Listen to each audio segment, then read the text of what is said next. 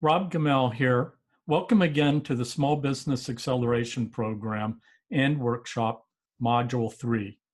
Today is all about enhancing or creating a service or product so it's literally remarkable. People will talk about it.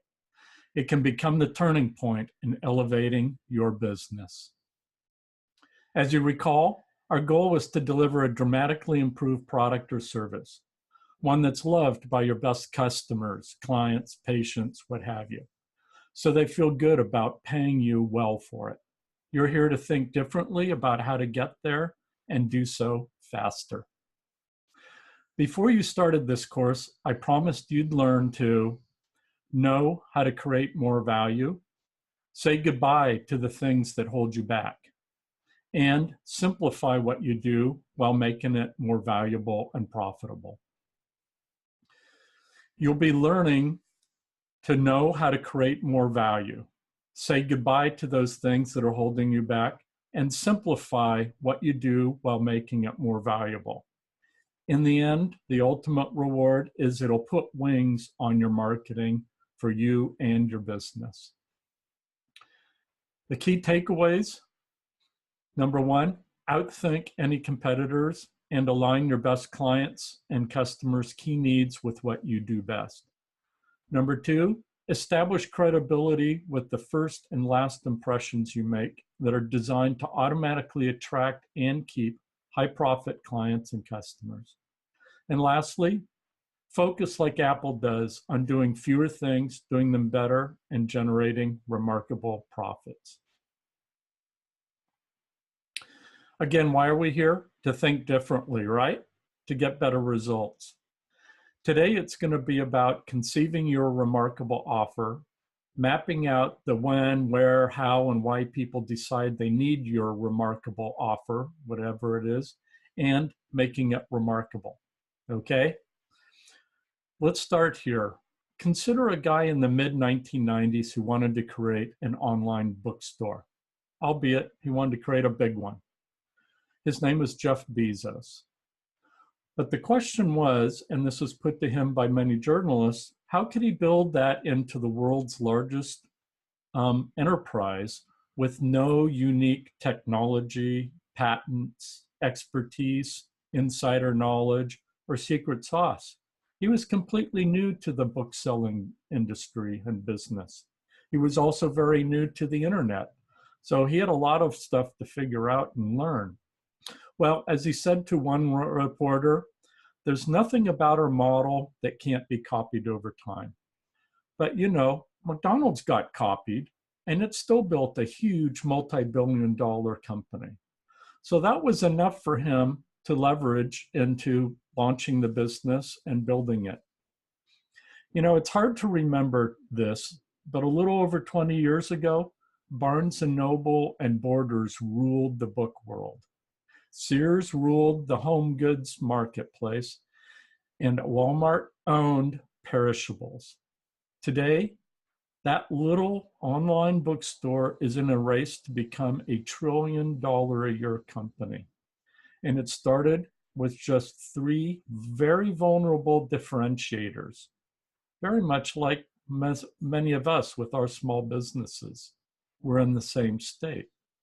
In 1995, Amazon's competitive edge was based on better prices, not always better, but often better, biggest selection. So they made a commitment to store and stock 1 million books. Of course, they couldn't always actually have them in stock, but they offered over 1 million of them, and they were online. To the right, you saw the original website that they developed in 1995. A year later, they still had the same differentiators. They hadn't really added any new products and services, although they did improve the website quite a bit.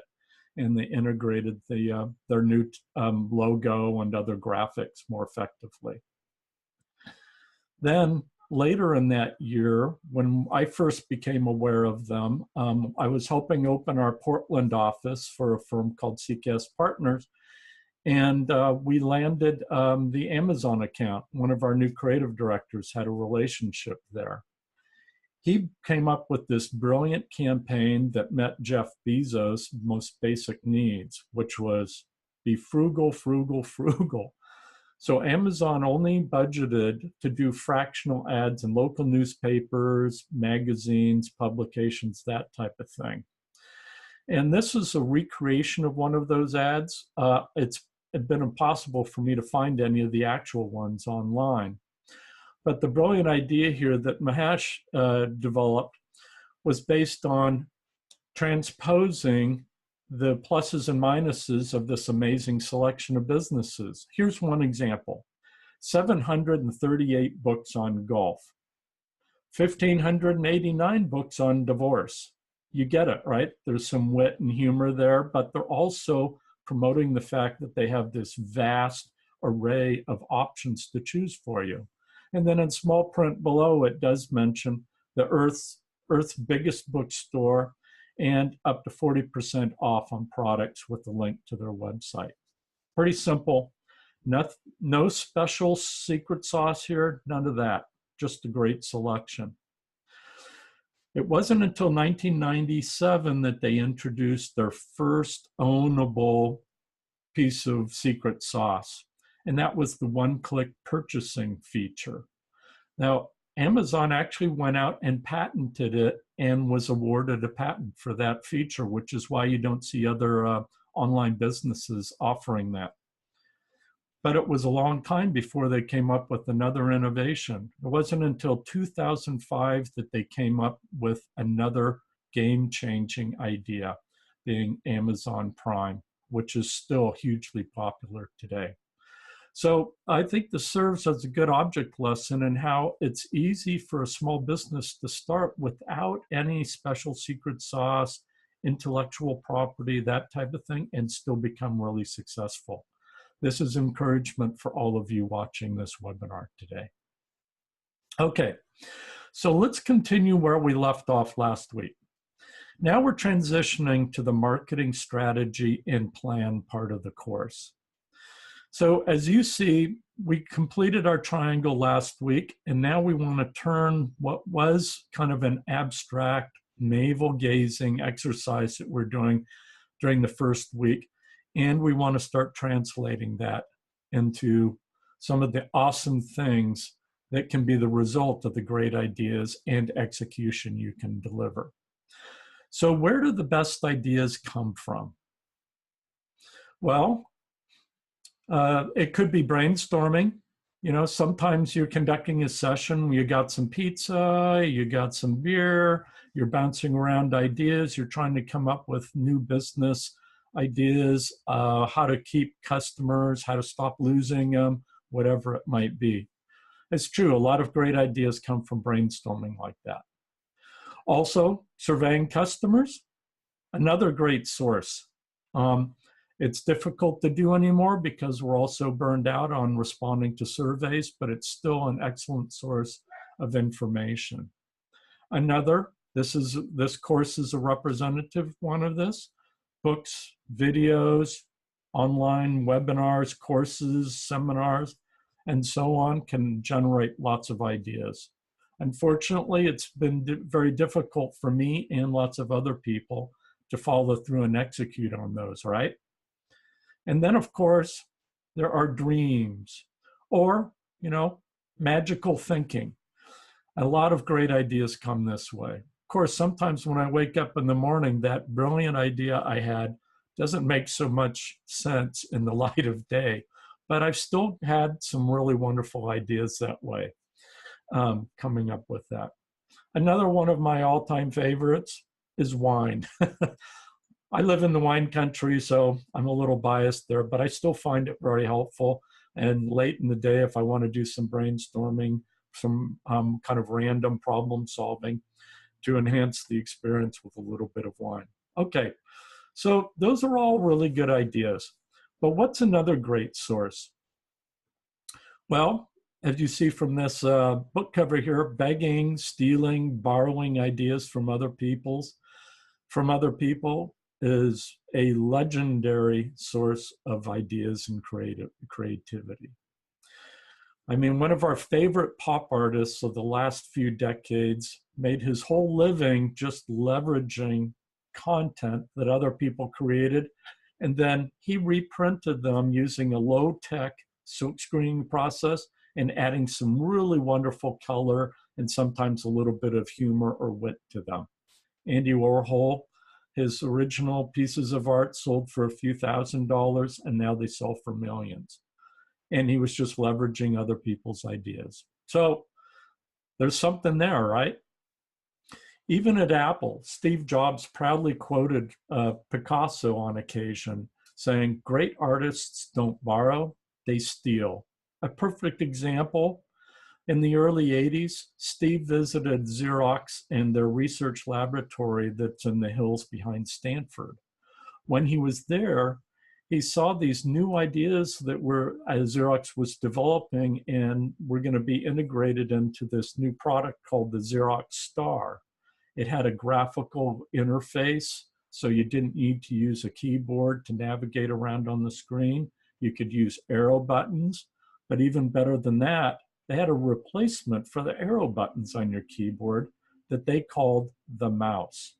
That integration of graphic user interface and the mouse was a game-changing idea to Steve.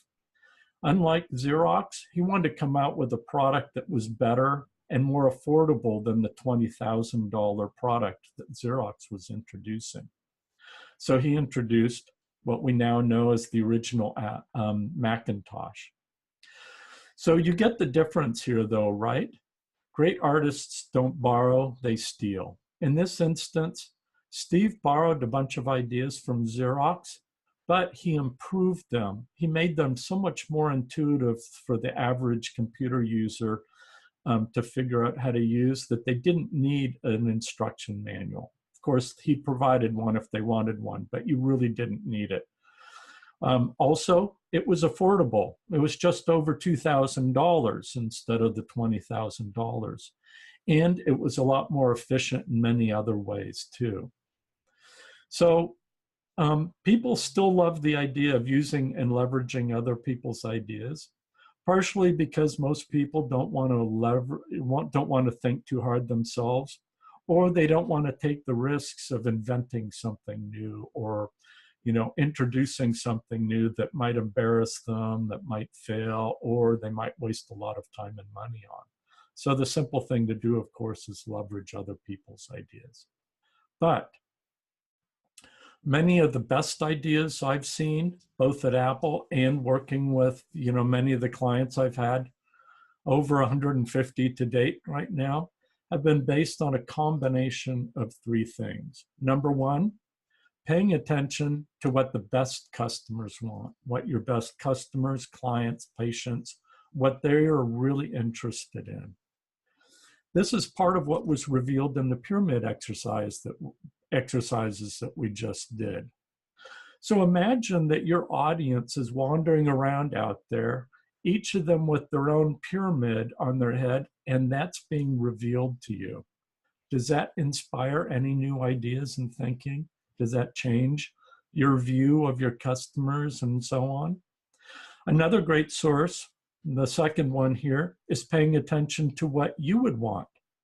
Imagine yourself as the customer, the user of the product or service, whatever it might be, and how you would want it to be, function, and the utility and value you'd want to get out of it if it was the ideal solution.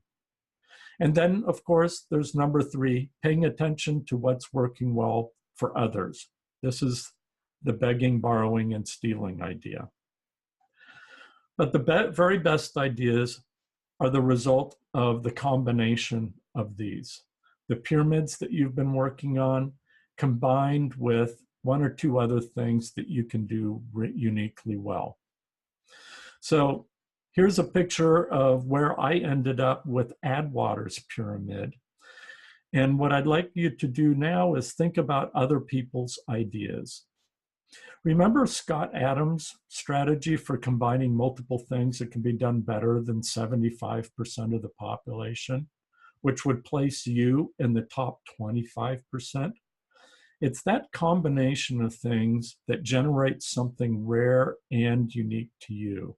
In his case, he combined his talent for art with his sense of humor and his only too painful awareness and understanding of organizational dysfunction to create this thing at the intersection of these capabilities, which became the Dilbert comic strips. Okay? So here's why that's a winning approach. First, it's based on your winning capabilities and experience, the unique ones. Also, referencing other people's ideas helps you customer evaluate those without taking the risk of introducing it by yourself without cross-referencing these other sources. Combining these with some additional effort allows you to improve the idea enough to truly own it. Okay, so let's go over how to do it. You want to use your pyramid exercises. You want to review your pyramids on the emotional and the rational benefit levels. I'd like you to review the ones you've highlighted as being the most valuable. Here you see which ones I highlighted. The blue ones were from the customer perspective. The red ones were from my perspective. Then I want you to draw lines with arrows from the things that you do on the functional level to the valuable benefits that they deliver. In this instance, for representing Adwater, we were connecting our the consulting and mentoring to helping our clients become unstuck from where they are, getting off of their plateau. Also, teaching them to think differently so that they're more open to new ideas and they have more confidence in exploring them. And then, of course, bringing to the party some methodology and training that helps them develop a strategy and a plan to execute that. This also helps them further become unstuck. Additionally, on the next level of emotional benefits, it helps them feel more competitive in their marketplace, whatever it might be, as well as prepared to go to market with whatever their new offer is and any other improvements they want to make in their business. Ultimately, it results in motivation for them and the confidence that they will have so that they can go proceed to the next step and actually execute this and become successful with it. Now, I'll be honest with you. Originally, I didn't realize that motivation was going to be an important part of what I deliver and what Adwater delivers. So that was part of my own learning experience going through the exercise that all of you are going through. Okay, now, and only now, I want you to write down ideas of things that other businesses are doing that can be helpful or relevant to what you're doing. These are things that are working well for them and could for you too. Okay? Then list anything else you'd need to add to satisfy your customers. So here you see a list that I put together. It includes ebooks, infographics, creative direction, doing seminars, blogging about what I do, creating videos, doing webinars like this one, and writing articles that can be published in local and regional and maybe even national magazines, newspapers, that type of thing as part of the PR effort. Okay, and then consider adding those to the functional level of what you do.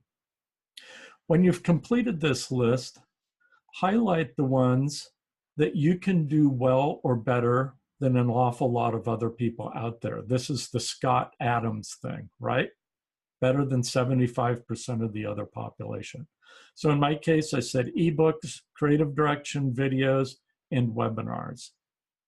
Okay, if you can't do some of these things really well, scratch them from the list unless you're willing to make the effort to learn how to do them really well.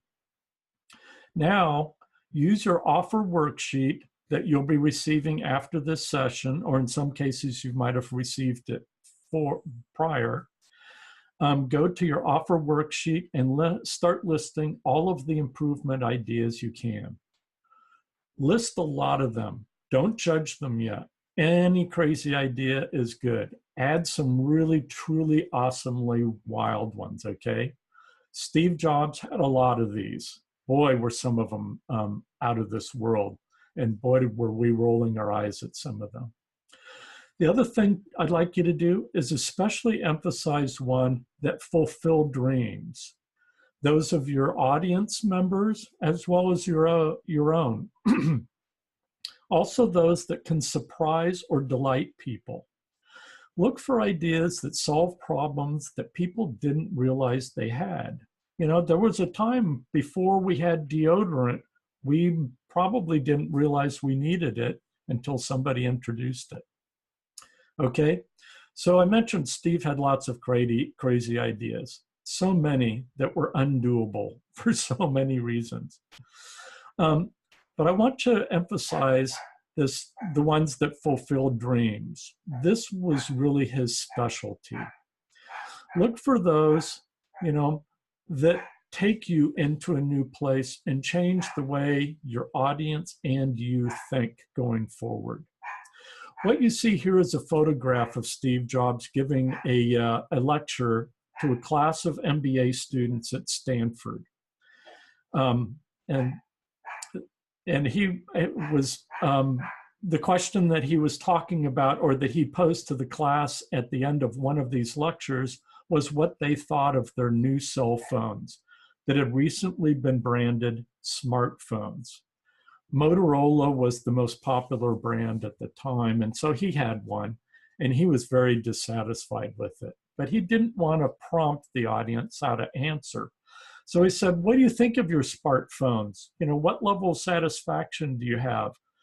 How many of you will raise your hands and tell me that you are, you know, like 75% happy with it? So about 75% of the class raised their hands, actually probably closer to 80%. He was shocked. He thought this notion of a smartphone was overpromising, and he was very disappointed with the experience that he had. And he had recently come off a project where Apple had collaborated with Motorola, developing a new product that integrated the Macintosh style pull-down menus into a cell phone that was called the Rocker. You see it here. He thought it was terrible. It was just a waste of time and effort. But he couldn't get the executives at Motorola to agree with him. So this is what inspired what became ultimately the iPhone. So Steve dreaming about what could be before people realized they needed it. So what I'd like you to do before you start working on these worksheets is keep this type of thinking in mind like Steve did. And to help you, I'm going to share with you the 16 human motivations that some researchers have decided make up the building blocks of all of the possible motivations that we have that drive what we do, how we think, what motivates us both overtly as well as subliminally. So see this list? There are 16 of them. The first one listed here is power, the desire to influence others, okay? So I think we get what that's about. Another, independence, the desire for self-reliance. We don't like being totally dependent upon other people. If we can become educated to do things ourselves, great, right? The next one is curiosity. This is the desire for knowledge so that we can become more independent potentially. And then there's acceptance, the desire for inclusion. You know, will I be let into that club? Will that social clique let me become a member? You know, these are important things to us as individuals, family members, etc. And then, of course, order, the desire for organization that can simplify our lives and help us bring greater levels of efficiency and predictability to it. And then there's saving, the desire to collect things. When we develop a connection with things, it can be people too. We like to collect them, right? So that we have access to them. They make us feel better. They drive other things intrinsically in us that we appreciate. And then there's honor, the desire to be loyal to one's parents, one's heritage, one's clan, tribe, community, organization, brand, sports team, what have you. And then there's idealism, the desire for social justice. Whatever that honor is and whatever our values are, when we see those being violated, particularly on others, we want to see justice served, or we want to see some form of consequences, right, enacted. And we want to be able to practice that level of idealism. And then, of course, there's social contact, the desire for companionship. Pretty obvious there, as well as family, the desire to raise one's own children. But I view it as, and to be a child, have parents, siblings, et cetera, with the extended family. And then, of course, there's status, the desire for social standing, particularly if we're capable and we become more mature, capable, and we've got other attributes that are valued. We like to be recognized for those. Then, unfortunately, there's vengeance, the desire to get even. Now, being idealistic, we might want to see that justice is being served. So this plays an important role too. And then, of course, there's romance, the desire for sex and beauty and intimate levels of connection with others. And then eating. So I don't think I need to explain that. The desire to consume food as well as beverages. I'm from the wine country, I can't leave that out. And then physical activity, the desire for exercise of the muscles, to play, have fun, push ourselves in interesting ways physically. And then last, tranquility, the desire for emotional and intellectual peace. Okay, so here's the interesting thing about these.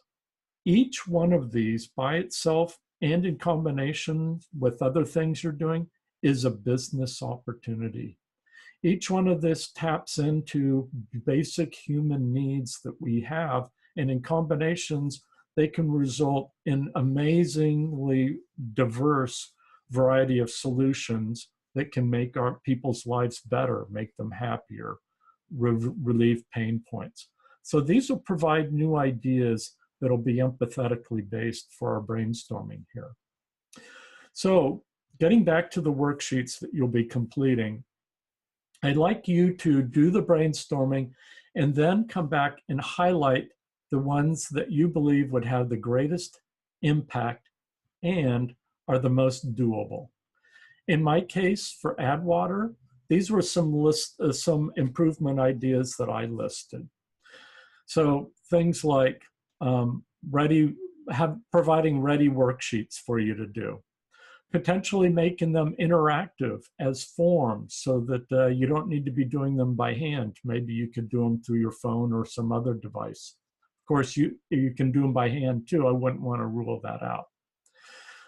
Providing links to examples that can provide some inspiration and kind of loosen up your minds to think of more ideas. Providing creative direction. As you know, I'm trying to provide this in our weekly Q&A sessions so that you can get real-time feedback and clarification on the different assignments. And then, of course, interactive webinars. Wouldn't it be wonderful if instead of being a one-way lecture like I'm doing right now, we could be interacting more? I could be posing questions, you could be answering them, that type of thing. I'd love to be able to do that. So yeah, that's on my list of to-dos to try to figure out. And then, of course, automated alerts. When you do something or I do something, wouldn't it be nice if we got an automated alert that would let us know? That becomes kind of a friendly reminder for us to take action and respond to something going on. So you have this one worksheet about improvement ideas. You'll notice in the document that there's another one too that's titled Others Ideas. So I'd like you to go through the same exercise there, list all of the ideas, even crazy ones that you get from other sources, highlight those that are the most doable and most relevant to your target audiences. And then I want you to go through and cross out everything that you're doing or these ideas that are not critical to the delivery of your enhanced offering that you're going to put together or that you're evolving in this process. Yes, you'll have to make some tough decisions. There'll be some sacrifices, but it's really important to zero down to only those that are going to have the greatest impact. And I want you to think about how you'll also be simplifying what you have to do to execute them, as well as what your customers and your clients and your patients will have to deal with in the process of delivering it. To help you think this way, I want to revisit how the McDonald's brothers invented the quick service restaurant. So they had been operating a restaurant that was a typical drive-up restaurant of the era. There was often a little restaurant area where they did all the cooking and preparation, had all their, their refrigerator and stuff. And then out in front, there was some covered areas where people would park their cars, and they would place their orders with servers who would walk to and from the restaurant part of the operation. The problem, well, there were a number of them, was that there was no fast service. The orders were cooked as they were ordered, so you would often sit there 15, 20, 25 minutes, depending on how busy they were, waiting for your burger and fries, whatever it might be. Also, the service was often being delivered by untrained teenagers, so you never knew what you were going to get. And then there were an awful lot of teenagers who loved hanging out there. So there was all of this other distracting, noisy, and kind of, not a very impressive behavior going on.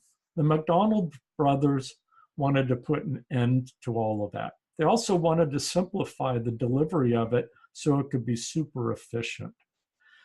I don't know if any of you have seen the movie called The Founder. It's brilliantly directed, and it's the story of how Ray Kroc discovered what the McDonald's brothers had created in Southern California, this single restaurant, and how he franchised it and turned it into the global phenomenon that McDonald's has become. What you're seeing on the screen here is a screen grab from part of the movie where they depict the McDonald's brothers trying to figure out how to make the restaurant more efficient.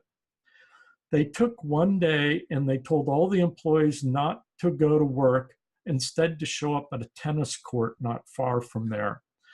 And one of the brothers had a ruler and some chalk, and he drew the actual size of and shape and real scale of the restaurant. And then he drew the different stations in the restaurant and experimented, having all the employees go through and perform all the functions they needed to see where there were conflicts and where time was being wasted and so on. And he timed things with a stopwatch, and he also looked for where there were traffic jams and so on. They spent the whole day doing it. By the end of it, they felt like they had nailed it and had a really good floor plan in real scale for how they should organize the restaurant. And that became the very first of the McDonald's restaurants as we know them these days. So just an interesting story I thought you might enjoy and might find inspirational. Okay, so jumping ahead, here's where I ended up after I completed the editing process and going through these new offering worksheets, exercises that I've tasked you with. So I've eliminated a bunch of non-essential things that AdWater has been doing to simplify the process. And then I added in orange the things that represent the changes, the new things that we'll be doing, like adding webinar courses like this one, adding coaching to help people execute what they're doing, and then providing motivation so that they have the confidence and they have the, they're getting juice and encouragement to actually follow through and execute so they can achieve that success that they're interested in. The net result of this, of course, is that we'll be providing wings to them for their marketing and for their businesses. This is going to be a transformative process, not just for me and for AdWater, but for our clients as well. Okay, so let's take a look at some other offer ideas for a small, for small businesses like ours. Now, these are hypothetical solutions in some cases to loosen your minds and give you some other ideas. So the first ones are in the category of professional services. Each one of these leverages one of the key motivators that we talked about. Remember the list of the 16? But of course, it can play on some others too when you think about it. So in this instance, if you're operating an IT service, what if you provided a short-term rental equipment and temporary software use solution for when one of your clients has a major failure due to maybe they didn't follow through on the advice you'd given them, maybe they had a power outage, who knows what it might be. You can be there to put them back in business in a number of hours with this kind of solution. They'd be delighted. It'd make them feel very independent. Let's say you're an insurance agent. You could provide an online menu of possible calamities and what their insurance policy that you've sold them handles and covers. It would take all the uncertainty out of the process, and they wouldn't have to spend so much time reading the small print in these policies. It would provide more order in their world. Or let's say, in the instance of a graphic designer, this one might continually share tips on how clients can do some tasks themselves, how they can solve some of these problems themselves. It delivers independence. This is actually something I've been doing for 20 years with AdWater, and I just hadn't been charging for it before. But now I'm trying to formalize that and do a better job of training people. Okay. Now, here's some options that are based on offering goods. So if you're a retailer, maybe you want to share next month's sale products in advance so that your best customers and your audience, they've got the inside scoop on what's coming down the road. It becomes incentive for them to come in. It also teaches them that you're looking out for their best interests and you're trying to give them an advantage over everybody else out there. Or let's say you're a manufacturer and you wanted to include on your website a link to product information that's stored in the cloud so it's accessible from people's computers, tablets, and phones. And it lists not just the relevant information about whatever products you sold them, whether it's a washing machine, a cell phone, or some other product or service, but also the related products and services that might be associated with that one from other companies and sources. Now there's one-stop shopping when somebody needs to reference that information or their serial number or registration, or they need to get some maintenance work done. Or another retailer instance, in this case, one might follow up 30 days later after a purchase to see if a customer is still pleased with what they bought. If they're not, they can be offered a gift card to rectify the situation or come up with some other solution to turn them now into a really loyal customer who might even become an advocate for this retailer. By the way, this idea doesn't relate just to retailers selling goods. This could work equally well for service providers and professional services and others like us. And then, of course, there are experiences that can go along with core services that are being offered. Here's one instance. What about an attorney who has an app on their website that allows the automatic translation of legal documents into 10th grade English. I would love this. I've spent so much time rereading paragraphs, trying to figure out what all the implications are in legal documents.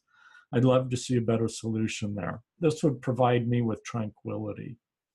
Or what about a restaurant that automatically pairs a mini dessert and maybe a poem for every table that was booked as a date where there was it was a romantic event behind it. This would reinforce the motivation of romance. Or a real estate agent. One thing I would have loved when I moved to new communities a number of times would have been introductions to one or two potential new friends in the area or the neighborhood that I could connect with. It might not actually blossom into a friendship, but it's just an introduction of a starting point. I would have loved that. And it would have made me feel more welcome, and it would have been a major gold star for that real estate agent. Okay, so now I love to flip things, and I love to remind you to think differently, right? So here's another way of thinking about this. Sometimes it's helpful to transpose ideas, flip realities. Here you see how a jokester reimagined two of the Beatles' hit albums as if Steve Jobs might have redesigned them or inspired them. So on the left, we see Abbey Road. Now it's been translated into a look that's reminiscent of the iPod advertising campaign from 10 years ago. Or in the case of Help, now we've gone back and gone retro with Apple's original logo, but now we're referencing the Beatles as if they were dressed in Steve Jobs' iconic black shirt and jeans with sneakers. So one of my favorite things to do when I'm working on a design, if I'm doing the design, I become blind to what I've done by the time I'm done with the final result, and it's hard for me to see it as somebody else might see it for the first time. So I entertain my wife and kids by running into the bathroom often and taking something I've printed out and holding it up to the mirror to see if it looks different, and I see it with a fresh light. So these are all ways of transposing reality. Okay, so now I'd like to share with you a few examples of transposed business concepts to existing businesses. So imagine that you fall in love with cappuccino bars in Italy. You come back to the US and you realize that, you want to have meetings with people, but there aren't these great places to have meetings with people where you feel welcome hanging out for longer than just 15 minutes. It's okay for you to hang out for an hour or so. Well, this was the idea behind Starbucks. The cappuccino bar transposed or converted or mixed with a conference room. Another good example, a client I'm working with right now, is combining the Genius Bar with delivered products. So the concept is taking the Genius Bar to the customer. Enjoy Technology, which is founded by the guys who were behind creating Apple stores for Steve Jobs, are the founders of Enjoy Technology. And another, we talked about the McDonald's brothers. Well, they referenced what Henry Ford had done with the Model T, and that drove some of their thinking about simplifying and offering just one version of what they did. It's not remembered now, but one of the key things that McDonald's did was they radically simplified the menu. They said, we're going to serve burgers, drinks, and French fries. That's it.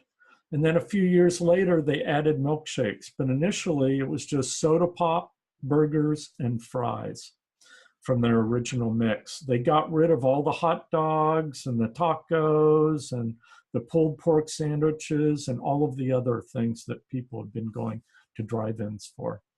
Okay, now here's a few other ideas just kind of off the top of my head.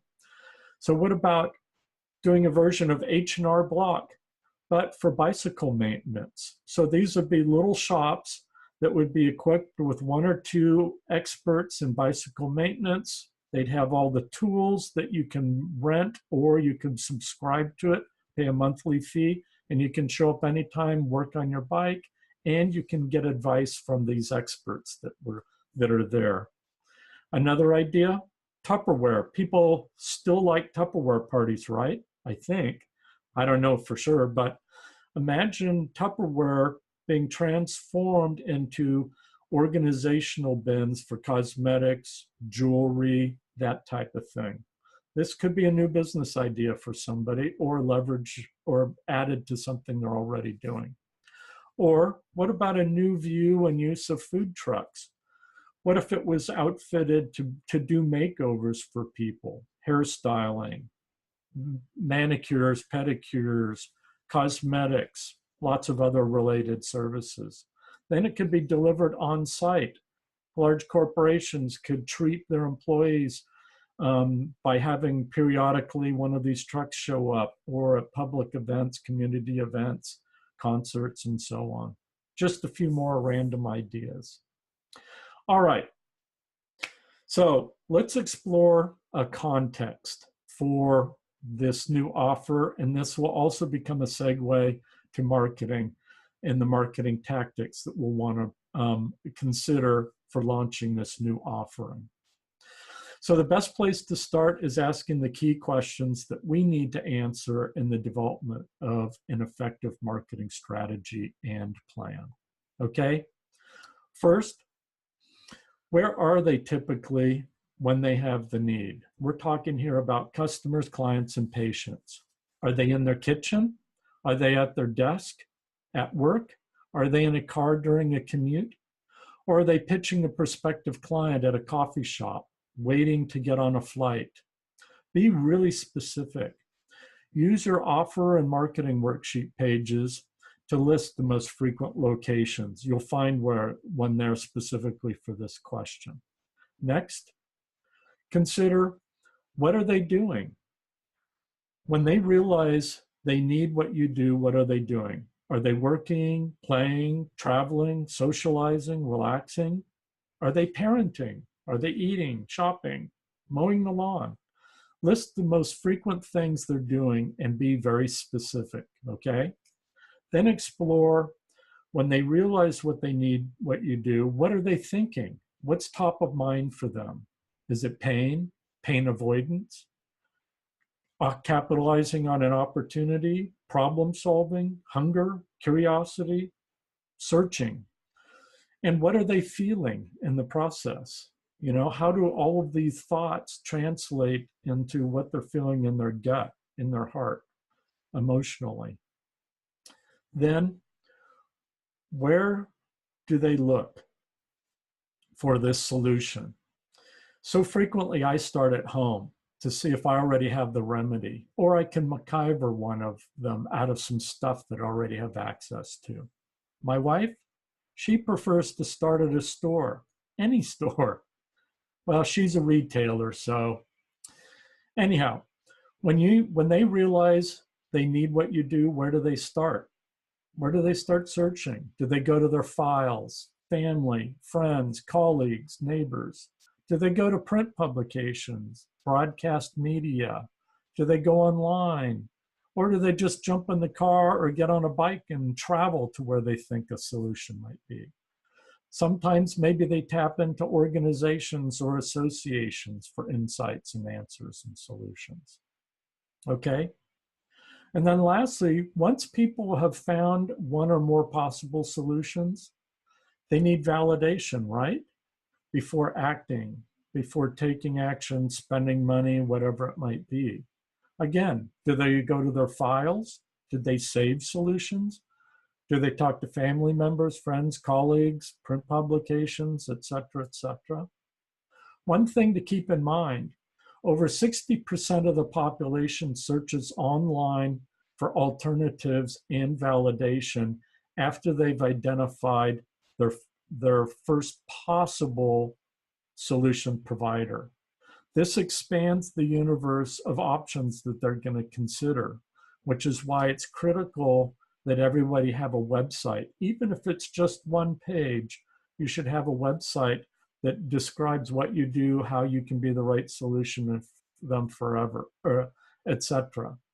This is the only marketing tactic that works for you, that you control, and it's there for every stage of the awareness to education to information to conversion and selling stages of the selling cycle.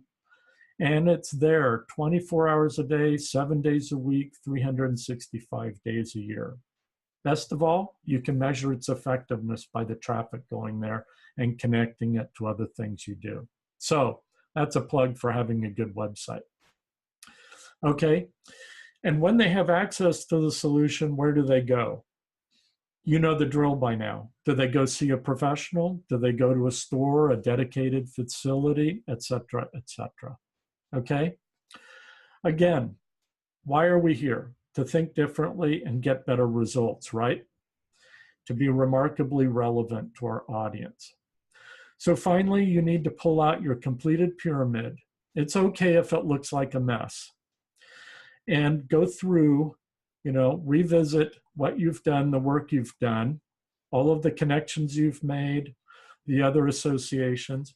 And then I want you to go through and look at your edited offer idea worksheets with everything crossed out that isn't critical to the delivery of the enhanced version.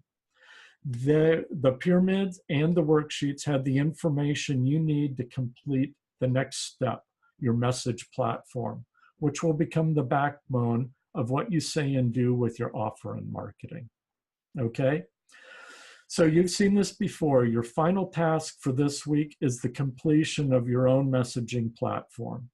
Again, here's an example from a real client who offers dental health care through a large practice.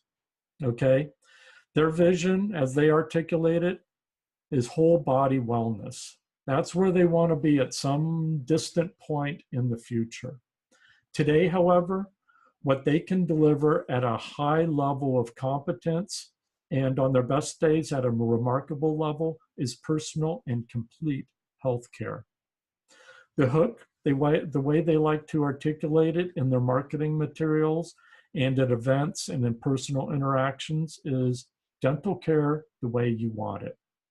It's friendlier, it's more memorable, and there's a more emotional resonance to it. That, of course, is supported by benefit claims when people want to learn more or they want to understand why that's unique or special. I'm not going to go through all the proof points that go along with these, but the key benefit claims here are patient-tailored dental treatment, complete dental wellness, and superior dentists and remarkable staff. Okay?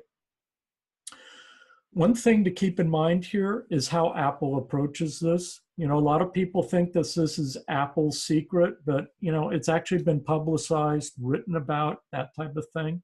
But it's important for us to revisit it so it's top of mind for us. Now, as I might have mentioned previously, and I've written about in the ebook I produced, Apple has no formal, per se, secret solution or formula. What they have are their 3 marketing philosophies that they started with. They've evolved over time to become pillars, and they can be expressed a little bit differently now, but they started with these 3. First, empathy, which I now believe has evolved into creating love products and experiences. The second is focus, keeping things as simple as possible. User interfaces, products, services, combinations of them, whatever they may be. When they launch them and introduce them, they've done their very best job to pare them down so that they're easy for you to start using and put to use. Now, over time, they might get a lot more complicated as people's needs and uses for them get richer and more complicated, but they always start as simple as Apple can possibly make them. And then lastly, what was originally expressed as impute is I describe as becoming iconic. They try to express these products, services, and combinations of them in a very iconic and memorable and relevant to their audience way. When the iPod was introduced, it wasn't described as the next generation MP3 player. No, Steve said, this is 1,000 songs in your pocket, okay? When you need to drill a hole in the wall and you go to the hardware, you might think you're looking for a drill or a drill bit, but really you're looking for that 1/4-inch hole in your wall, okay? Keep that in mind. So these principles will inform the thinking and drive the execution behind your success as they have apples. Okay, now one other thing to keep in mind. So we're not Apple, right? We're small to mid-sized businesses with time and resource challenges. So here's what Silicon Valley startups do who are starved for money, time, and resources also. They practice minimum viable product and service development. So this is doing the bare minimum in developing a product, a business concept, or a service, and then testing it on what they call friendlies. So these will be existing customers, clients, patients, family members themselves, that type of thing. People who will give you helpful and valuable critical feedback and want to see you successful, so they'll give you some additional thinking and input. That then you can integrate into what you're developing so you can perfect it, polish it, improve it, enhance it, whatever, before it's ready for prime time and ready for you to roll it out to your larger audiences, okay? So this thinking will make whatever you might be considering so much more realistic, okay? I hope it helps. All right, so your assignment for this week is to update the pyramids exercises as we've reviewed, complete the idea and offer generation exercise and the editing that goes along with that, and then finally, develop your message platform. Now, it's okay if these are messy and these are rough, and it's fine to send me iterations of what you're working on that are works in progress. I'd love to give you feedback so you can end up with something that's even better than you thought you were going to end up with, okay? You can send your feedback to me, rob@adwater.com. And then I want to remind you that Thursday, at 3 o'clock, I'll be doing a live Q&A session. This is your opportunity to join other members of the webinar group and get real-time answers to your questions, as well as listen in on other people's questions and the answers that they get. The people who have attended in the past few weeks have gotten an awful lot of value out of both the discrete answers to their specific questions and the additional clarity they got from this, but they also appreciated hearing other people's situations and the questions or the challenges that they were dealing with. So, so I encourage you to join me for that session. And again, please complete these assignments, send them to me. I hope you're getting value out of this. And whether you are or not, send me feedback. I genuinely want to help you become very successful. And the more feedback I get, the better equipped I am to do so. Thank you. Until next week, have a great one. Bye.